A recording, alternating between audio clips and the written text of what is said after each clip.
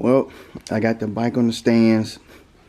Been here for a while. I drained the oil, did the oil change already, doing the changing the radiator fluid. I gotta find a better way to connect those or whatever for the turn signals. I'm gonna have to order some new turn signals. They do not come out through the fairing, so it's like once it's in there, it's in there. And then I had to makeshift those wires just so it can pass inspection, all that other stuff. But that's pretty much it.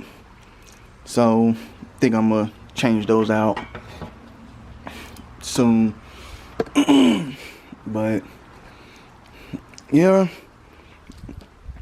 doing the radiator, the coolant flush. Oh, that's all blown out. Anyway, that's engine ice.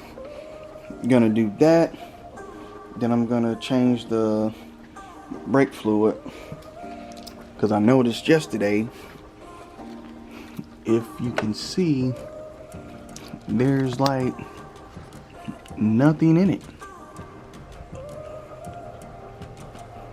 Pretty much empty. So once I get done doing the coolant flush, that's not all mine. That's not all mine.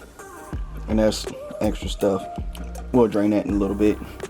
But I did notice I do have braided hoses, brake line hoses.